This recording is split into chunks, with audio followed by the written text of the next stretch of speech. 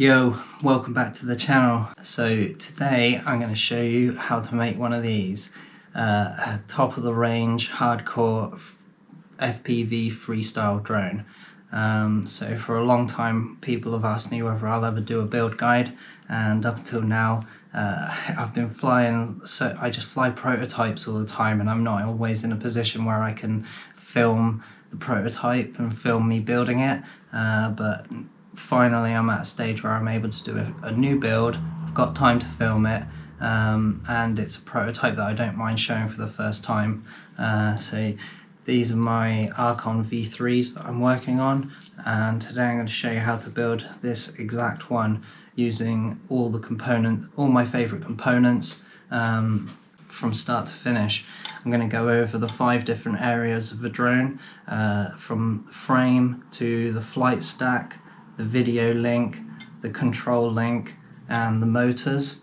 And then I'm going to show you how to fit it all into a frame, how to wire it all up, how to solder it all together, how to set up Betaflight, how to install a nightly build so you can have 4.3, how to reorder your motors, how to change the direction of your motors, literally everything from start to finish on how to build a drone. So it's going to be a really long video, but there's loads of timestamps down below that I've set out, so you can watch a bit at a time, you can pause it, you can stop it, you can do a bit of your build, you can come back and watch different bits as you need to learn different areas and different parts of your build, and you can follow along step by step and build exactly the same drone as me, apart from the frame. Yeah, you'd have to get a different frame, but honestly, well, this frame should be out in the next few months, but the layout is very, very similar to an Osiris, and basically any frame is going to do, this guide is going to work just as well with any frame. So yeah, I hope it isn't too boring, and I hope I've done a good job. I hope it's helpful for people. Don't forget to give me a thumbs up and subscribe, and yeah, enjoy the video. Laters. First of the 5 areas of a drone is a frame. Frames are usually designed for different purposes. So if you're racing, you don't need to carry a GoPro, so they're usually a lot more compact. They don't need to have as much strength to deal with all the weight of carrying a GoPro. If you're doing a smaller frame, obviously the frame is designed to hold components for that class that you're building in. Today we're going to be building a 5-inch freestyle drone, which, as I see it, is a drone that can carry a GoPro, basically. That's the definition of a freestyle drone. Obviously you can freestyle any drone, it doesn't have to have HD camera on board, but for me and for most people, a freestyle drone is a drone that carries a GoPro or other HD camera and you fly around doing tricks. So it's got to be nice and durable and as lightweight as possible. Mine and a lot of other people's preferred method is a slammed deck design like this. So it has a really low, sets the battery really low and in line with the props. I personally like carbon front-ended frames. This is actually a prototype frame. One of the reasons why I haven't made one of these videos before is because I'm always flying prototypes and I don't like showing them on camera until they're ready. But there's only so long I can hold off, really. I mean, I've been playing around with this Archon V3. I've been playing around with this design for a while.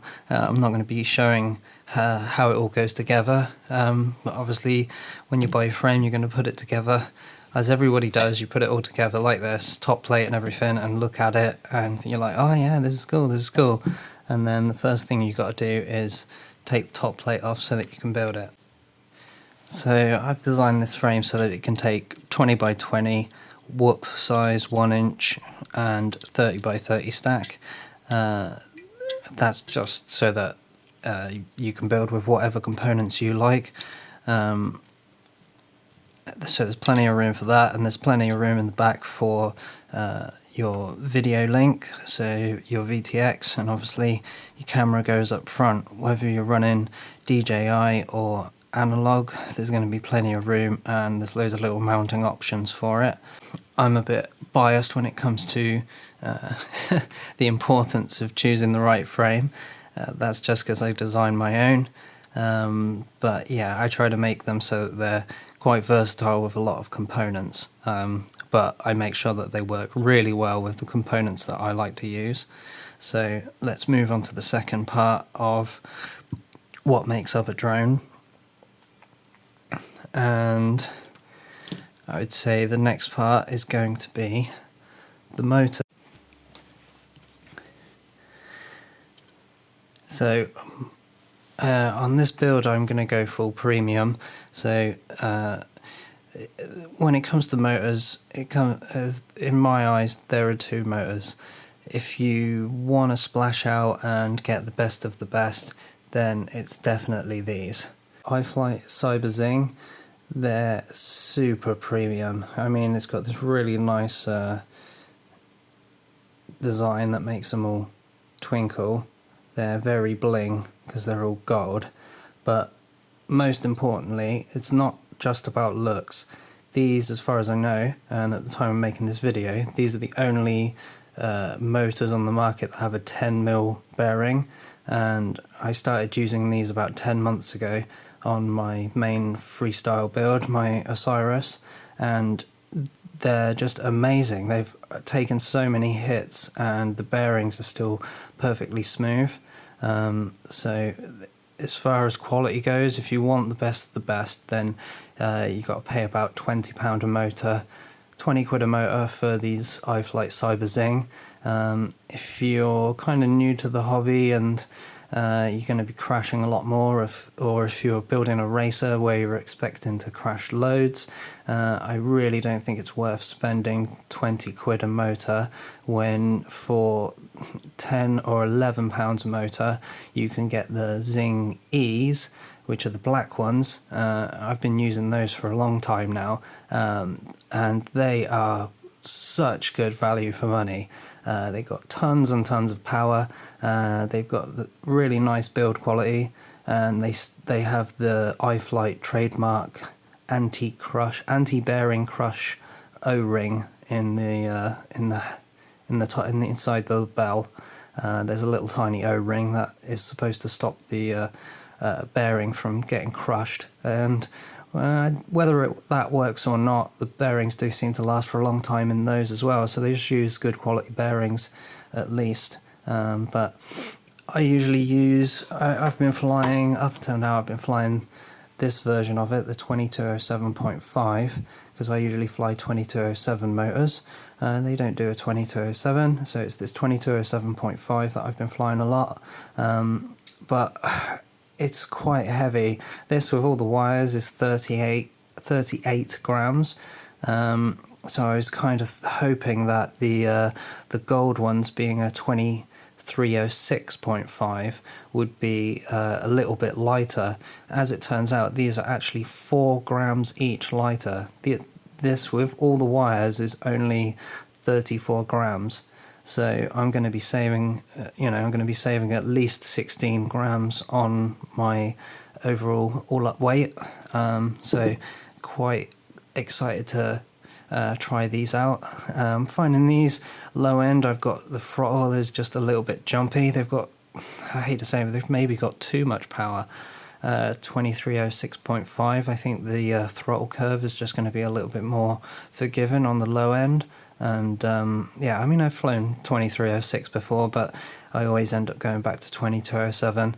Very little difference in it, it's a very subtle difference, but generally it's better to just stick with the same thing. But as these 2306.5 maybe a little bit closer to the 2207 than the 2207.5, because they're just so tall, they're just monsters, and certainly the weight difference is going to feel a lot nicer, so that's what I'm going to go for on this build. The third part of a drone, which I call the control system. So that would be your ESC and flight controller.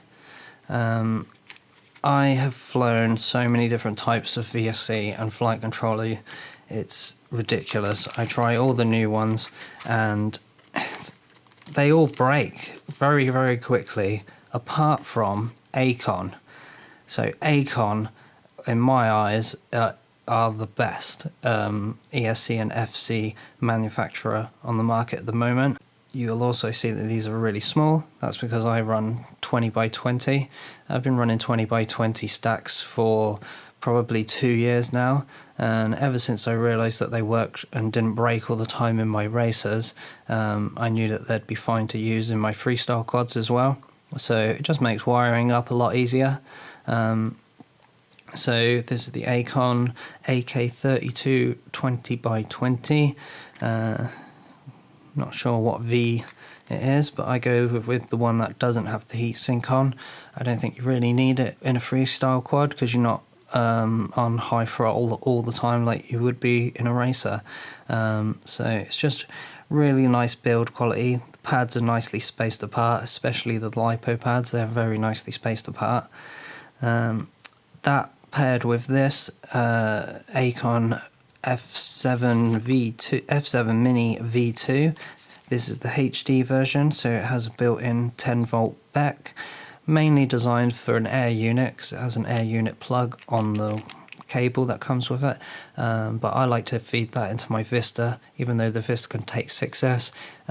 It's much nicer to send it a nice clean 10 volts that you get out of this instead. It's going to prolong the life of it, and it probably stops it from getting quite as hot as it would if you were feeding it directly with 6S. So ESC and flight controller, these two make a great pairing. I'm actually, with my last build, I've now started mounting my ESC sideways. So say this is the front, closest to me. I mount mine like this now, and have the LiPo lead coming out the side. And it just so happens that they always send one LiPo lead that once you snip the pre-soldered bits off the bottom, it's the perfect length that I need. Don't use the cap that comes with it, this little weedy thing. That's just, I think that's a bit of a joke.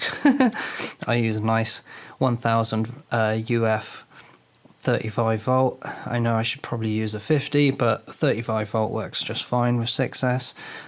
The fourth part of the system is going to be the video link. So I'm going to be building mine, mine's going to be a DJI rig.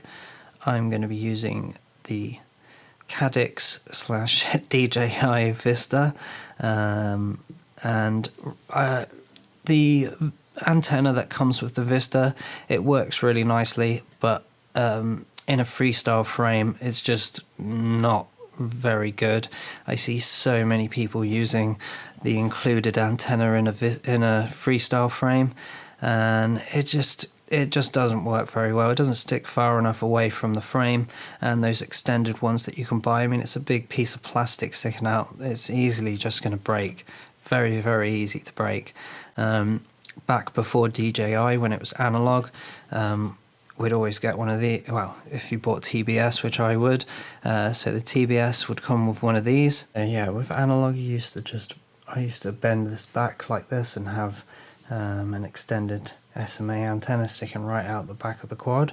So I wanted to go back to doing it a bit like that, which I've managed to achieve with my new build and using a Vista and one of these TBS SMA adapters, and I just have the antenna coming out and route it around out the back. I've actually got the shorter version of this on my other quad. This is a little bit on the long side for me, but it should get really good range, so I'm just going to use this one on this quad. So yeah, DJI camera as well, because obviously the Cadix other Nebula things are rubbish. The Nebula Pro, that looks pretty good, but I don't see the point in using it really when this will fit in the same frame, and it's only 4 grams. It doesn't really make a difference. So yeah, I'm just going to be using the DJI Vista with SMA to this True RC I'm not sure what, I think they call it the matchstick. It's pretty cool. But yeah. Last but not least is the fifth component of a drone, which is the RC control link. So I've recently upgraded my Tango 2 to Tracer. So my other one that I've built is running Tracer, but unfortunately my Tango 2 is a bit messed up at the moment. So I'm actually going to have to use my old radio that I can only put Crossfire on. So I'm probably going to run Crossfire on this. I mean, it doesn't really matter what control link you use, as long as it's stable and you mount the antennas right. I've been using Crossfire for a couple of years now, so I've got lots of receivers and lots of antennas. The Tracer, really excited to try that once I can finally get my Tango 2 working properly. But until then, I'm just going to put Crossfire in this one. That's another reason for me building a second, is because I can't be bothered to put Crossfire in the other one, so I'm just going to build an entire new quad with Crossfire, so that while my Tango 2 is out of action, I still have a prototype to test. Because of my something you probably don't know about me is that straight out of school I went to catering college and trained as a chef. Worked in the catering industry for about 10 years. So my methodology for doing anything, I think, always stems from my tuition at catering college. So for me, whenever I do anything, it's all about prep work. So before I do the proper full build, I class the build as like a dinner service. So that's the main event. So in the catering industry, you soon learn that it's really important to do as much prep work as you can before the main event. So what I like to do is I prepare everything as much as possible. I tin everything, I solder everything together as much as I can off of the quad, before then like finally assembling everything at the end. And I kind of like to I work from the outside in and from the bottom layer up. So I start from the motors and move my way into the ESC and then up to the flight controller, and then I add the video link, and then I add the RC link at the end. That's just my way of doing it. There's loads of ways of building it. There isn't a right way or a wrong way, really. I just find this method nice and easy to do. Okay, so to start with, I'm going to prepare my motors.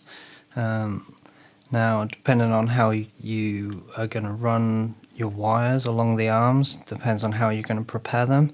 I personally really like using race wire, especially this race wire with built-in LEDs. I think it's a really cool and lightweight way to protect your wires from getting cut from the props after crashes and stuff. When the prop bends down, it usually cuts the wires if you just have wires going straight across the arms. So if you're going to run these, then follow along with me. If you're not going to run these and you're just going to put these along the arms, you can just go ahead and bolt these onto your frame. Put your wire where you want it, and I suggest using a bit of insulation tape. Just tape this in place and send these wires off towards the center. Don't worry about trimming them down for now. I'll cover that a little bit later when I solder wires to my ESC. But for running race wire, obviously I've got to trim down all these wires. So this little mat that I use got a built-in tape measure. So I'm just going to cut all these to the same length so that it looks a bit neater in the final build. So I just use my nail and make a little mark on there, a little indent. Then get my snips. And it feels horrible doing this to brand new motors, but that's the way you got to do it. Then just hang on to the spare wire, because we'll need that later. for obviously going from the other end of the race wire to the ESC. So yeah, just rinse and repeat, cut these wires. It doesn't have to be super perfect, it depends on how much of a perfectionist you are. So I'll just make sure I actually get one of them in shot. So I just put the motor at the end of the tape measure, stretch these out straight, use my nail to make a little indent at 2 centimeters.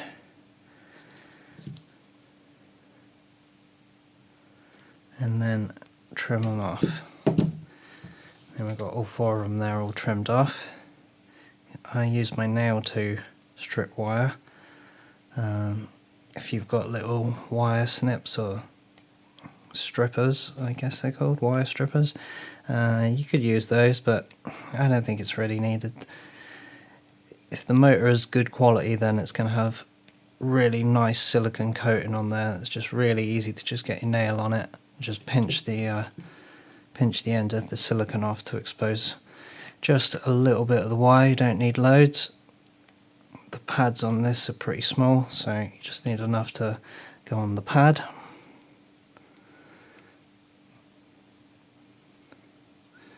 I might make some of these a little bit longer.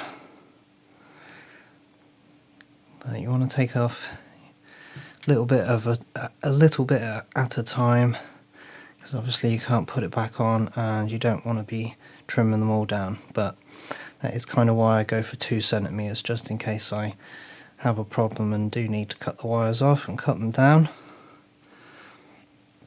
I've got a little bit of leeway for doing that. So they're all ready to be tinned. They just snap out like this, really easy. You could do it all together, but I'm going to do them separate. When it comes to solder, I quite like this brand. Seems to work really nicely. The most important thing is this here: 63% tin, 37% lead. So you hear people saying 60-40 solder is good, and it's all right. But this 63-37, oh, that was the best thing I ever started using. Really, really good stuff. So I get some that's really nice and fine like this. This is maybe a little bit too fine, but sometimes pads are tiny, so that stops you using too much solder. And then I've got the same brand but thicker gauge for doing wires like this. Really, you could do these with the small one, but it just takes a little bit longer, so you want something a little bit thicker. When it comes to soldering, I don't think you need the most expensive soldering iron on the market, but it definitely helps if you don't buy the very cheapest. I recommend one that's got like a separate power supply where you plug the actual iron into it. That's if you want like a base station style one at home, but reality is the TS100 portable soldering iron is really good and more than good enough for doing the entire build with. I don't have one of those. I've just got a standalone one at home, so I just use that. When it comes to the tip, I'm just going to be using this wider one, kind of fat one. So if I move the camera back a bit, you can actually see. I actually like to hang the wires off the edge of the table like that. Put the solder on my lap and just kind of hold it there, and then just tin all these up. You can see how easily this solder just melts. I mean, well, my soldering iron is at 400 degrees C, which is a little bit high, but you don't have to touch it for very long. And to be honest, it's not a very expensive soldering iron, so it struggles to keep 400 when you're using the heavy tabs, like doing the lipo lead.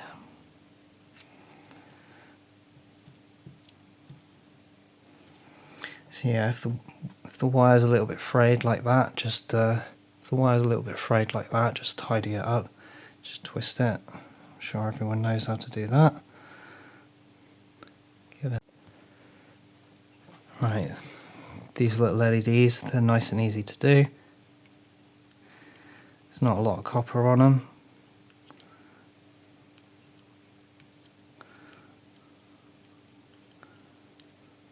I just stroke them like this.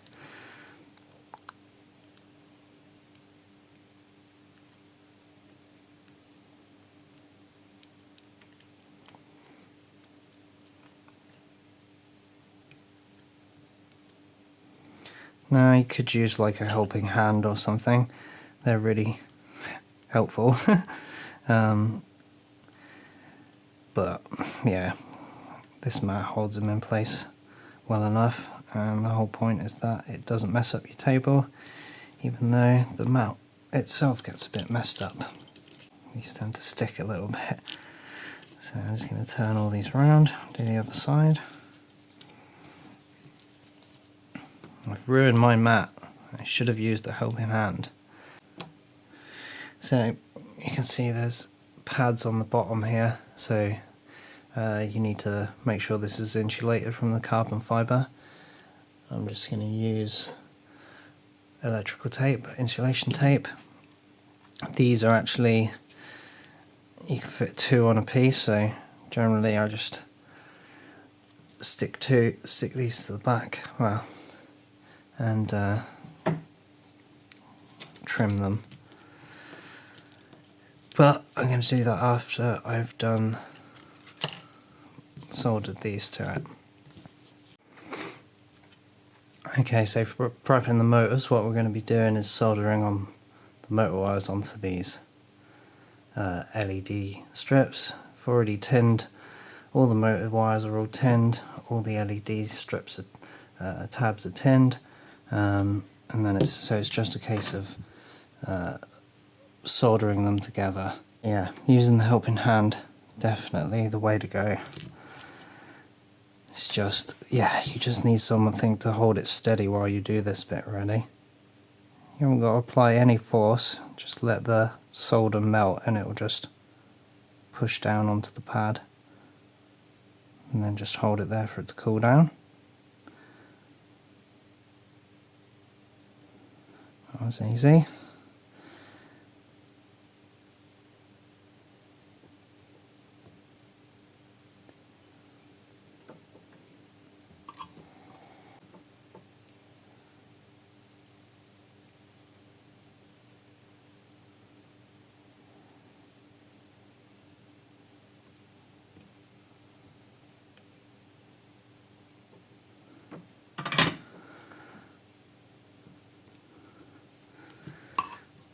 And voila, now I've got my 4 motors with their LED strips all attached.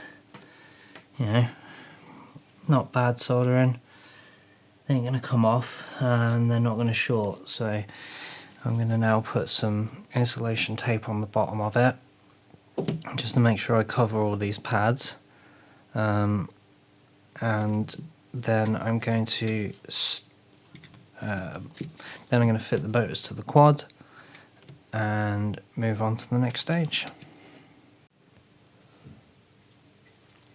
So at this stage you should have all your motors prepared and on your frame. If you're running race wire LEDs, if you're running race wire like I am, then you'll have it all looking a lot like this. If you're not running the race wire, then you're just going to have your motor wires going along there and start routing them the way you want them to go to your ESC in the middle.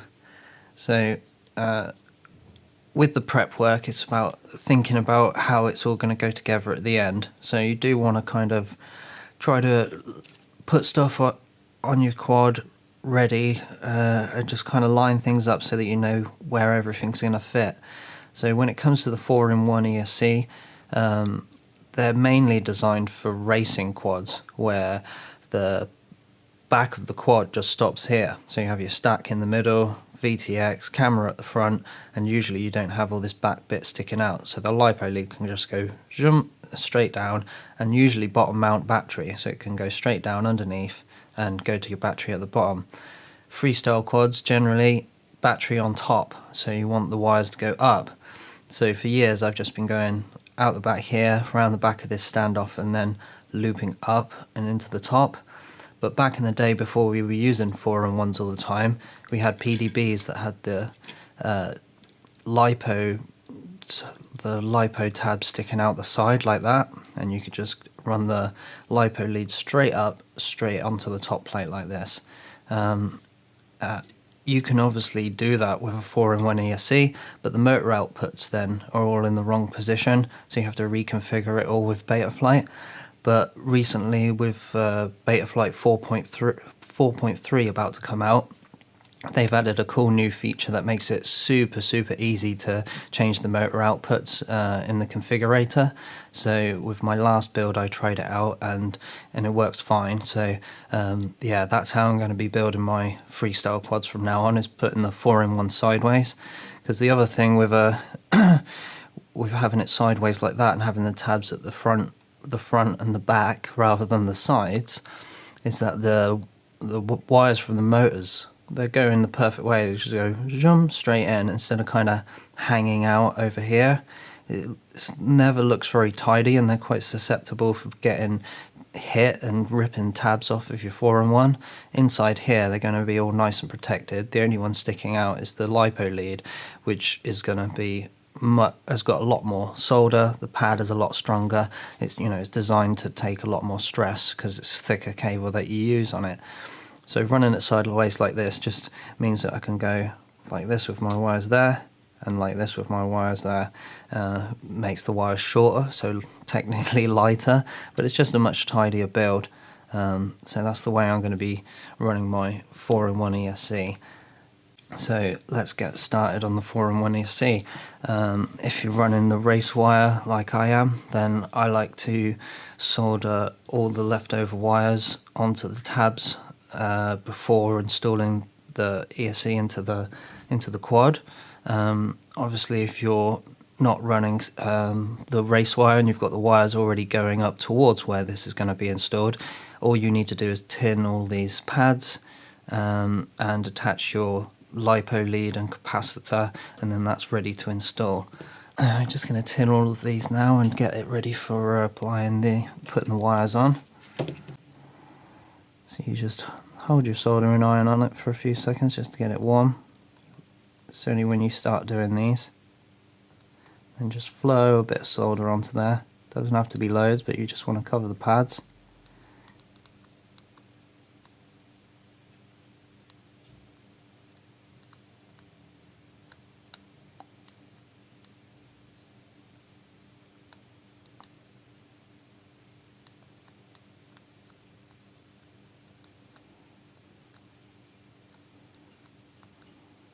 Right, so the lipo pads, they're the biggest, and they take up the most heat as well, so they're usually a little bit harder to solder to, so leave the iron on there for a little bit longer just to get it nice and hot.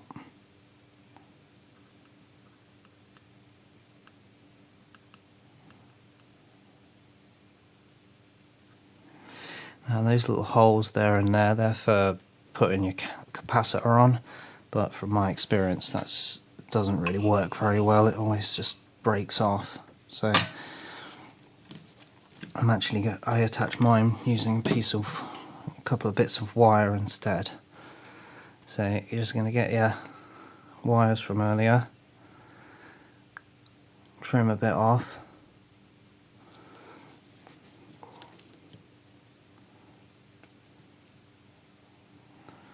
and tin those up. You got a nice tinned end there. Get a nice clean soldering tip. Make sure this is all at an angle that's nice for your hands to be in a comfortable position. You'll probably see that I shake quite a lot, and that's because I'm having to hold it in quite an awkward position to film it, but when you do it yourself you want to get it in the most comfortable position. So you just apply a bit of heat, like I say, hold it in place till it dries, and voila, there's one on there. Rinse and repeat on the next one. Probably could have tinned these up a bit more, to be honest. Not a lot of solder on there, just the right amount probably.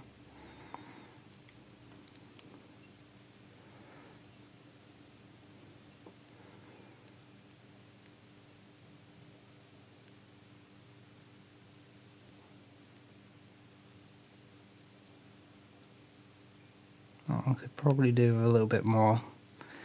So you can see that you can still see the wire through the solder. I usually like to have enough solder on there that you can't see that. So what I do is I get my soldering iron tip, pop a little bit of solder on the top of it, hold that wire in place, and then just reheat it, and hopefully that should transfer that extra solder onto there, like so. So you've got a much nicer, cleaner joint. Right, so now as you can see, I got all my motor wires all soldered up to the motor pads, and the next one to do is the LiPo lead and the capacitor. Hopefully you've got some little bits of wire that you can use. About this sort of length, I'm going to be running my capacitor wires underneath like so, to bring my capacitor onto the opposite side to the LiPo lead. So these are just about perfect, and just to tell you the length, they are about 7 centimeters long. Now, capacitor, you see here it's got a minus and a gold bit there, hasn't on the other side. And one leg is also shorter than the other, so that's how you tell the negative. So you want to make sure that that goes to your negative pad on there, and the other leg goes to your positive pad on there.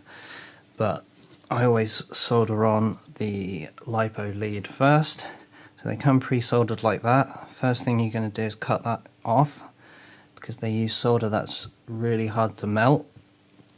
Now I'm kind of lucky, the gap in my front teeth is actually the perfect size for stripping the wire on on this, what is this, 14 gauge wire. Yeah, my teeth are perfectly gapped for me to strip wire on 14 gauge wire, which is quite handy for building quads. So now you're going to want to tin up the end of these, which I will show you on camera. I just about got enough solder left to do this build. So you want to heat the wire up a bit first, because it's quite thick, and just get a bit of solder flowing on it. Now ideally you want to get the wire so hot that you can melt the solder from the other side like this. So then you know it's going all the way through the actual metal of the wire there. There we go. So you've got a nice big blob on the end there. So yeah, do the same over here. Start that off.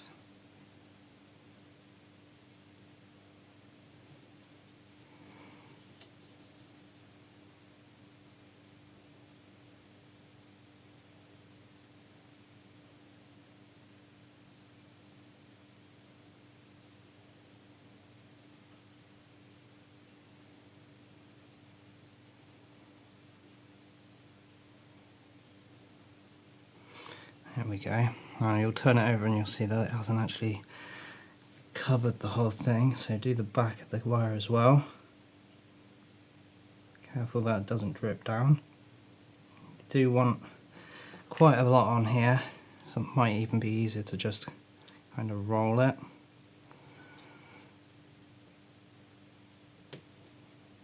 Like so. Again, you want to be careful not to put too much on so it doesn't drip. There we go. So you've got these two nice balls on the end. Okay, so we're gonna spread these apart a bit so it's a bit easier. So you heat up that, get that nice and hot. Heat up that, get that nice and hot. Put one on the other, and then hopefully the heat will transfer through.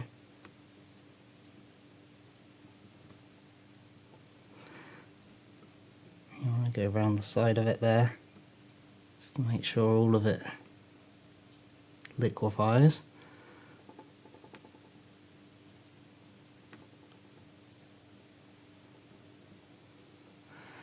like so. Do the same on this side. This side will be a bit harder. The ground is always thicker copper. Well, it's usually thicker copper.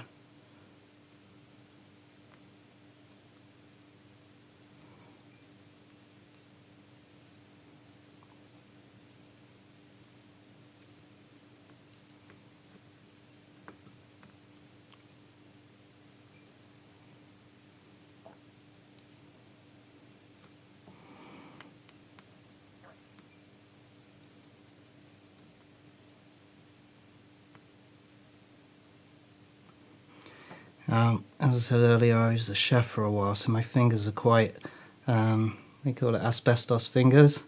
I don't feel I can take quite a lot of heat on them before it actually hurts. You might want to use a pair of tweezers or something to do that. But yeah, there you go. I was a bit worried about doing that on camera, but hopefully that came out alright. So these, I just trim the legs off.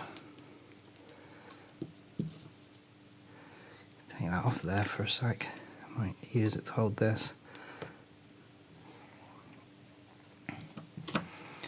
And then tin up these bits. Can't get loads on them, just get a little bit on there. Try and do this so you can actually see.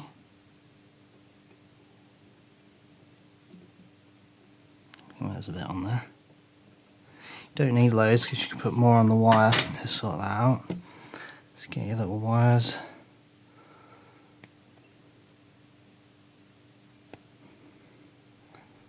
You can actually use a little bit more than you would on a pad because you've got all that leg to solder it to.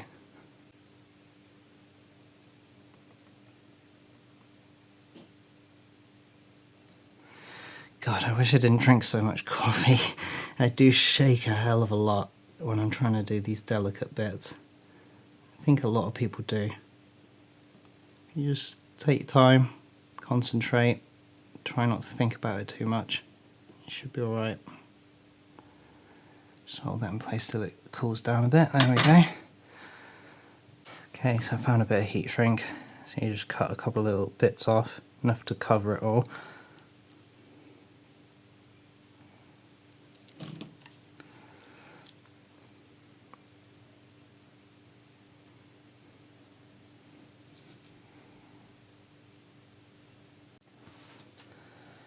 You could use a heat gun or something, but a lighter works fine with this tiny stuff. Overdid it with the heat a little bit there, but it's not too bad. So nice and neat and tidy. So again, just check which one's the negative. So, you know, it's the one with the gold line, so this one. And I do mine like this. I just hold it on the top there.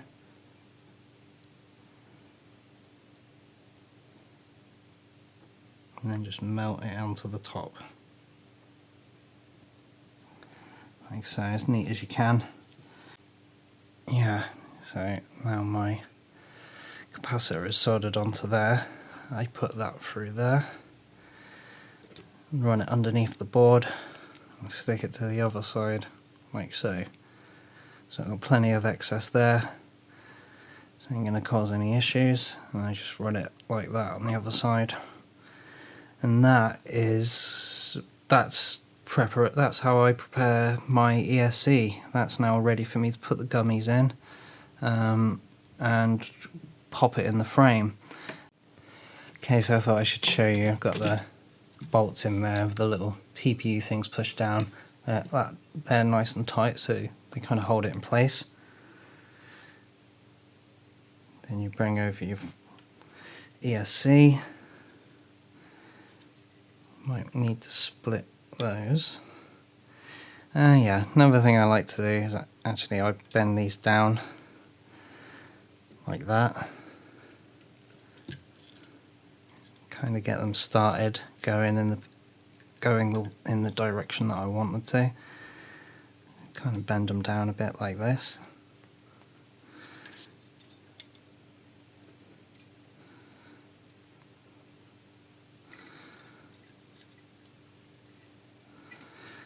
it keeps them in position.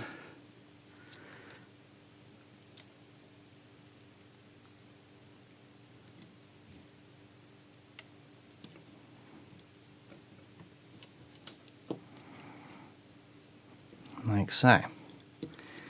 These are going to go like this. These are going to go like that. One other thing you can do just to do that is actually go like that. Just nudge that down. Gives them just a little bit of slack, just in case they're maybe you break an arm or something and it pulls on the wire. It just gives it a little bit more chance to not rip the pad off the ESC. So it also kind of helps hold the ESC down in place once you get the other TPU bits on, like this. Yeah, I need to pick it up to do it. Oh, this one's hard on camera. There you go. So you can see now it's all... That's one done. And yeah, they move in and out, doesn't matter. You can just push them back down.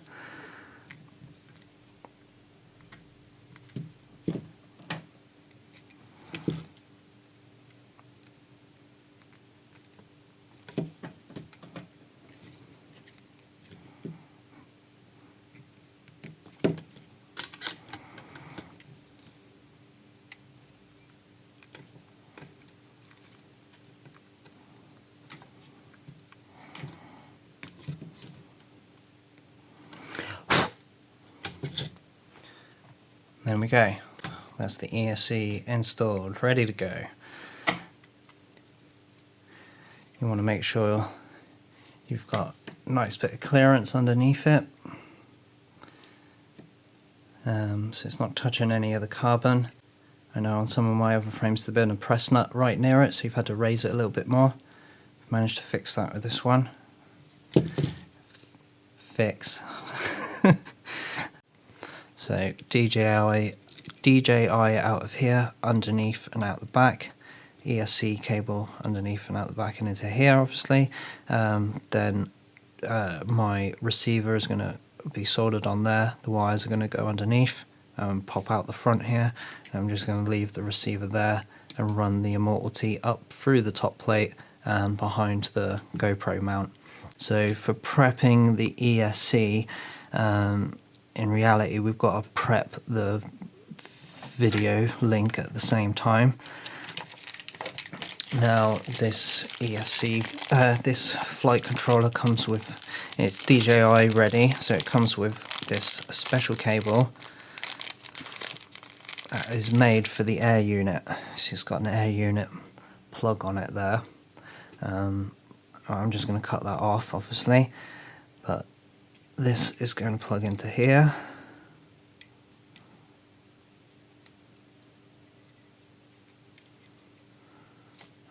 And then not all the wires, because I'm not going to be using the receiver from it. Now if you are using the DJI controller, then obviously you're just going to run this whole thing out the back and plug it into DJI and away you go. Now I'm going to do this neater next when I finish it obviously. This has got to be almost the whole length of this, so just doing this so I know how much wire I need to cut off. So I know my tabs are going to be about there, so I'm literally just going to cut the plug off quite short, and then solder the wires onto my Vista ready to plug into this. When it comes to my I think these cables should be long enough. Here's one I made earlier, Blue Peter style. These are going to go underneath the board obviously, and then around and connect. So I should just about be able to get that tucked in there, maybe under a couple of these wires or something, and then run the Immortal T this way and up behind my GoPro. So I've already done the RC link prep. That's literally it. I don't use telemetry back to the controller, so I feel it's pretty pointless. So the only other little bit of prep work I'm going to do is, yeah, cut this plug off, so remove the two receiver wires that I don't need, solder those wires onto my Vista, and tin the flight controller ready to solder my receiver onto. Then we're ready for like the final stages of the build, basically. So the receiver wires are just these two on the end, kind of brown and yellow colour. So just cut those off.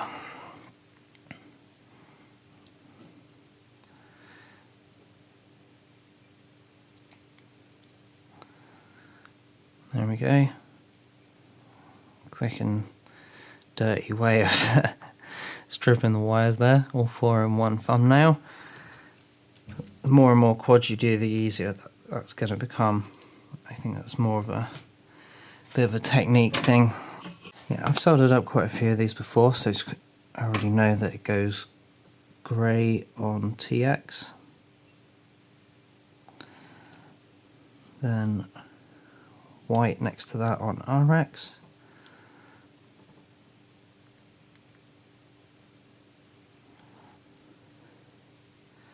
then the ground,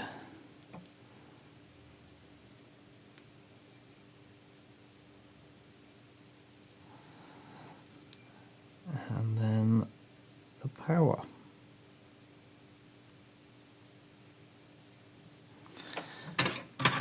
There's that part of the VTX prepped. Next part is popping on this. I need to go and find I've got a little clip for holding that down. Right, yeah, these little clips, they're a bit naff, but it's better than not having anything at all. So you just have to kind of slide that under there and then hook it over the top. So yeah, just screw that in a little bit, not super tight or it won't move. Then you just kind of have to bend that down while pushing down like that.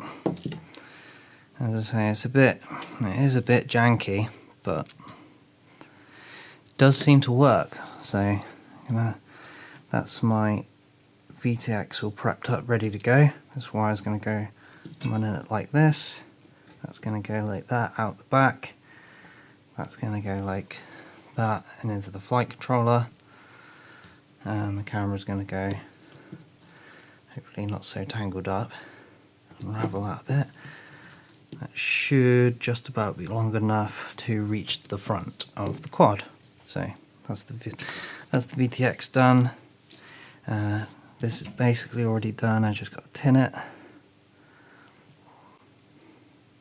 And the flight controller is basically done as well. So okay, so done all the prep work now. Everything's ready to move on to the main event, the final assembly. So the way I do this is I just route my wires as neatly as I can. I try to get them in order as well.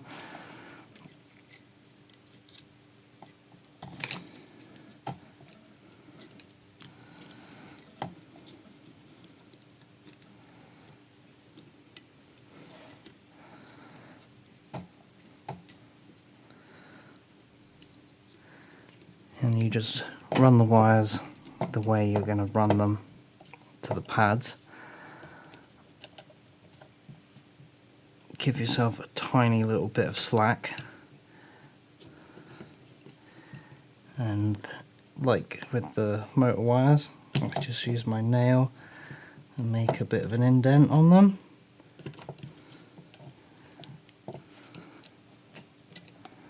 Just so I know exactly where I want to cut them. Then come in with your cutters and cut them off. Save that for later, it's always useful wire to have.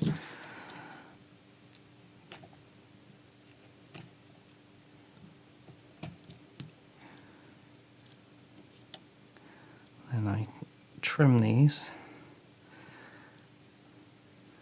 tin them, I'm actually going to use this thin stuff now, because show you just how much more you have to put on.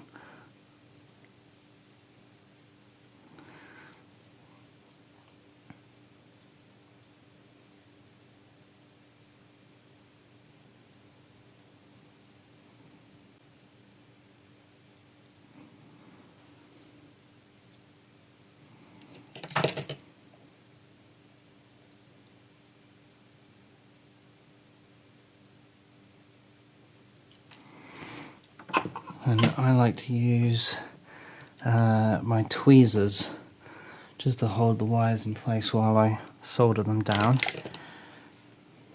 So you can start with this one, just grab him on the end. Helps if your tweezers are clean.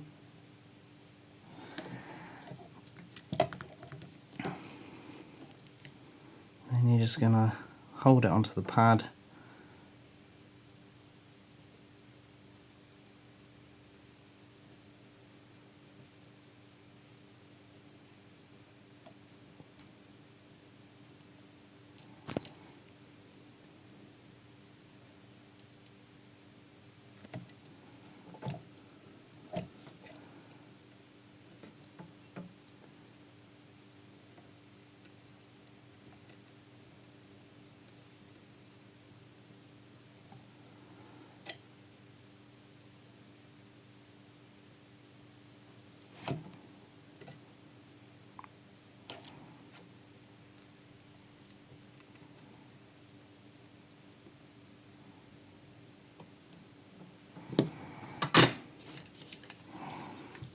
The outside one may be a little bit cold. You see how it's not very shiny? Doesn't look like it's melted enough, so just go back on that.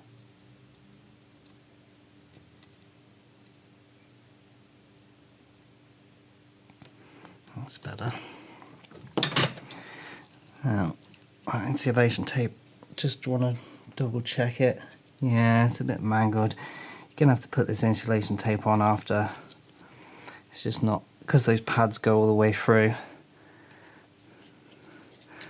And what you're left with is a quite neat and tidy connection there, with enough slack that it's, if you break an arm and it goes a bit floppy, it's not just going to rip the pad straight off.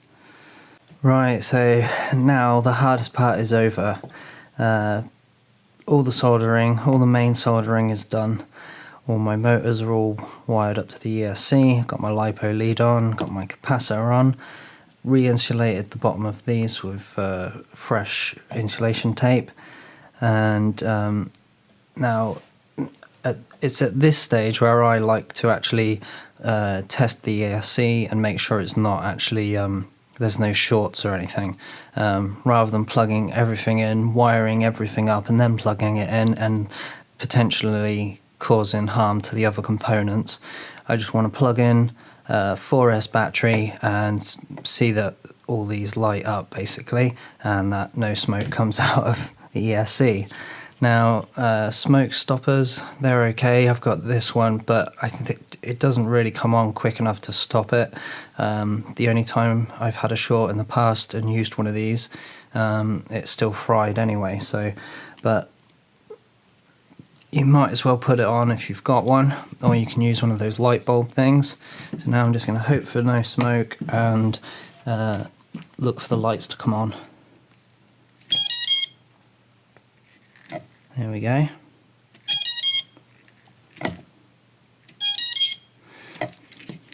Brilliant. That's exactly what we wanted to happen. So now I know that all this wiring is all safe. I can move on to the final stage of putting all the rest of the parts together. Okay, so because we did all that prep work, it's now going to be super easy to put this all together. A flight controller, got a little arrow on it pointing forwards, so you have that. I keep that pointing forwards so I don't have to change the orientation of the board, and this 4-in-1 wire is long enough to plug in still.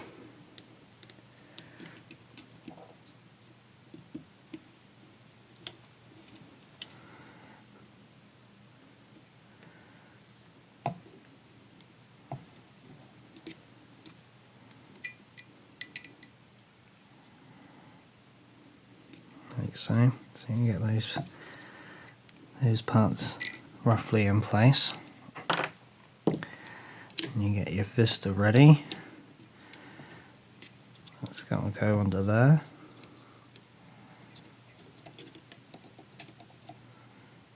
Can be a little bit fiddly, but it's all good. Just take your time, make sure none of the cables are trapped under the, getting pinched.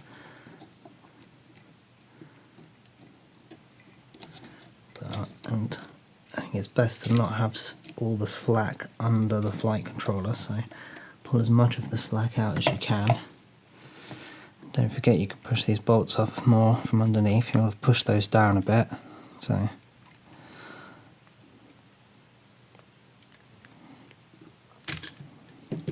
like so.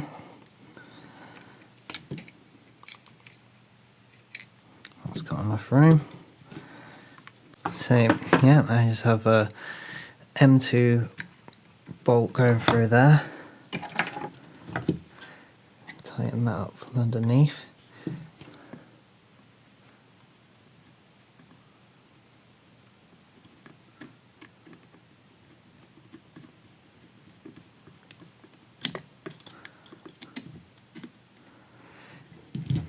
Like so. That's just going to hold it there for now. Like I say, a bit of tape underneath, it's going to hold it perfectly.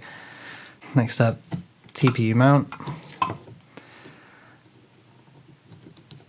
That pushes into there. And that goes over the rear standoffs. Okay, so normally I would fit a air unit cable or the longer Vista cable, because this isn't, it's long enough, but you need to feed this cable somewhere so it's nice and safe. And what I had been doing is feeding it through underneath in the middle of the frame, like this, and coming out and in there. But it's just a little bit too short for that to work with just the standard Vista cable. So I've actually taken those bolts back off there, and I'm going to feed it through underneath the stack, because there is enough room in there, and it's quite a nice clean way of sending the camera cable right up through to the front. So again, just make sure nothing's pinching too much and all the bolts can go through nicely, like so. So you don't need to do these up properly straight away, just get them on so it's not moving around.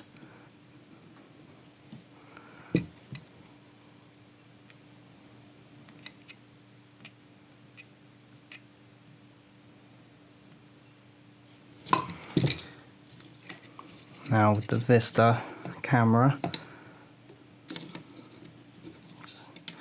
there's a little arrow on the bottom pointing up, so that goes in like so. So this is now at the stage where I'm ready to flash Betaflight onto the board, test, set up the reordering of the motors, test the motor direction and reverse those using BL Heli 32, and then do a test that the MSP is working, test that bind up my receiver, test that that's all working, and then take it for a Maiden. Okay, so I'm going to give you a bit of a guide on how to set up Betaflight 4.3. Plug your board in, click the activate DFU mode so that it goes into DFU mode. Click firmware flasher. You'll see here that you can select development instead of releases. Releases will be your stable releases. Development build will be the latest 4.3 unreleased. So choose development, the latest one, select your board, select full chip erase and not the others. Load the firmware, agree to the terms, which is just telling you that it's a bit unsafe because it isn't stable firmware. Make sure you're okay with doing this, do it at your own risk.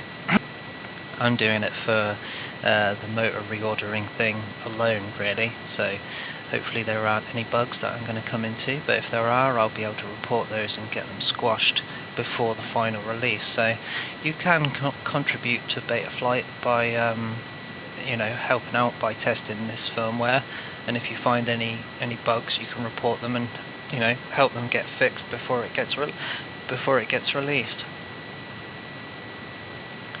So now that the firmware's flashed, it's just going to reboot and we can go into it. You have to apply the custom defaults because of the new way they do Betaflight. You also need to calibrate the accelerometer when you first boot it up.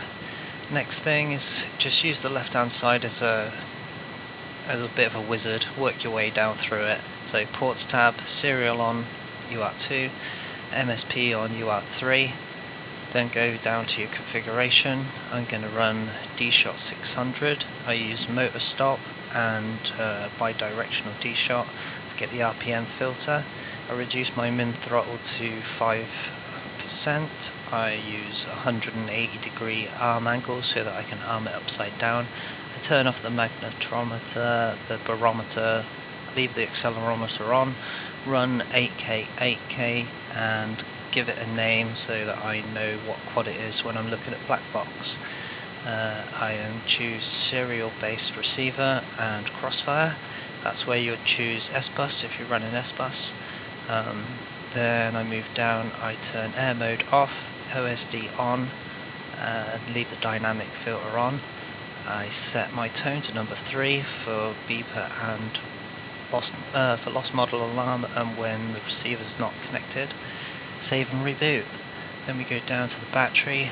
The amp meter needs a scale of 179 for the one that I'm using, the Acon AK32, so you set that and save. Then you go into the PID tuning. Now, you could spend forever, like another 2-hour video just on PID tuning as other people have. I like to use throttle boost of 2 instead of 5. I always up my advance on the D-min, and I always up my anti-gravity gain. But for this video I'm just going to keep it all default so you can see how it flies. So I'll just reset the parameters there. The one thing I'm going to set is my rates.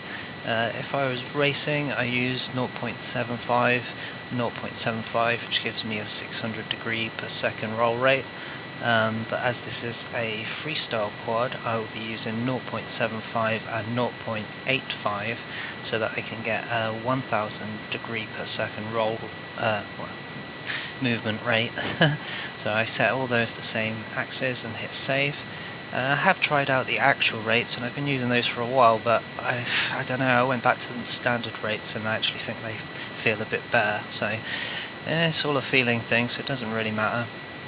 So filters, as you can see when you put on that bidirectional D-Shot, it now sets all the parameters up as they should be. You could turn filtering down, but for the moment I'm just going to leave it all stock. Head into the receiver tab. You need TAER order for my transmitter, so I changed that and I stick the RSSI on aux 8. Moving into my modes tab, I set the modes how I like them. Arm switch on one, beeper on another, crash flip on a third. Then I have a toggle switch so that I can have air mode on or off and black box on or off. So basically here you have nothing there, so it's just no air mode, no black box, then it's air mode, then it's air mode with black box. It's just the way I've always done it, so it feels familiar when I want to do stuff, when I want to record black box. All my switches are all the same on all my quads, so it keeps it simple, but obviously you can do whatever you want at that stage. I'm running DJI, so there is limited amounts of OSD information that I can have on the screen. I just have the current amp draw and the total amps drawn over flight and the RSSI value and the craft name as well, just so I don't know why I put that in there. It's kind of distracting and it doesn't really, you don't really need to do that, but I just do it anyway. So you can kind of put these anywhere. I have a reduced screen, so there's actually black on the sides, a reduced screen size on my goggles, so I put them right on the side there and they're actually just got black background there, which is makes them nice and easy to see. So yeah, nothing else you can do in there for DJI really, so all the other stuff is all relating to analog. So moving on, the next one, final thing to do is black box. I like to set mine to gyro scaled so that I can record the raw gyro data and test frame resonance and make sure it's all mechanically sound. So you can run that at 1K as well actually, so set that at 1K gyro scaled, hit reset, and yeah, that's it. That's how you set up Betaflight. It's pretty easy when you just use this side, when you just use the tabs, you just work your way down them, and yeah, tick one off at a time until you've done them all. And you know, this is now all I've got to do is move on to testing the motors. Okay, so this is going to be reordering my motors using Betaflight 4.3. Got to plug a battery in for this.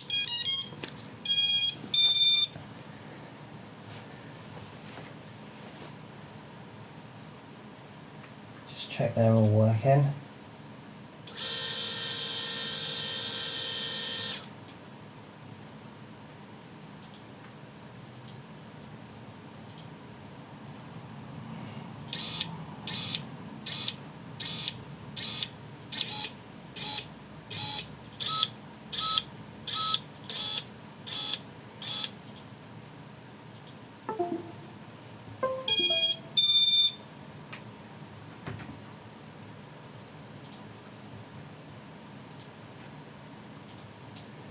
So this should be motor 1.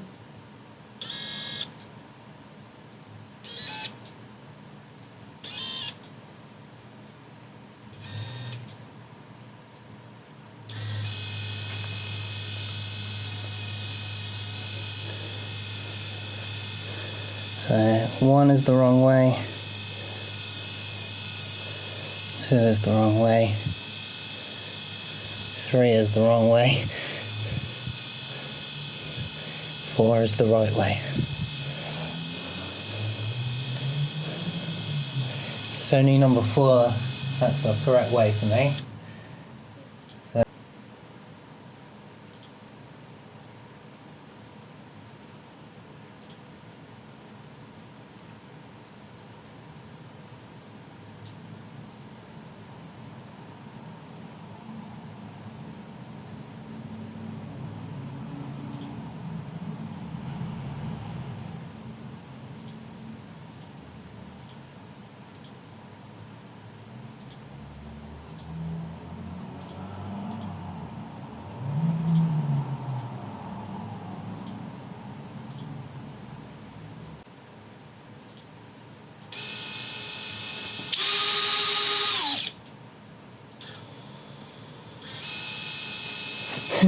Whoops. So now that's going in, that's still going in. That one's going out, that one's going in.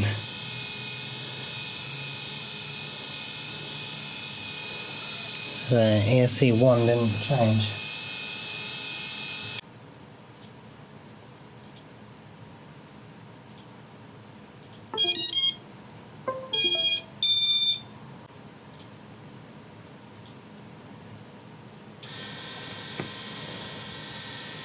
Yeah, so that's going in.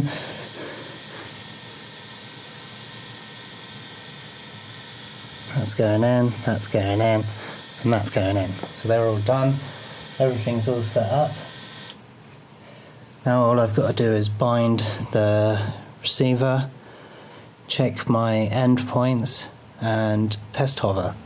That's it. It's easy. Go and build one. Okay, well done for sticking with me through that.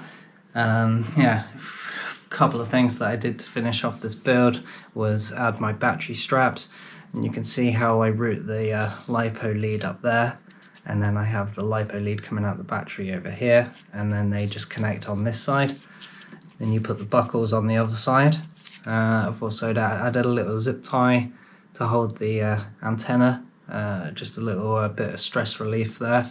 I fitted my own Mortal T and my GoPro mount, and I've put a bit of tape on these just to hold them down in place, and it's all hover tested, ready to take to the field, give it a proper first maiden.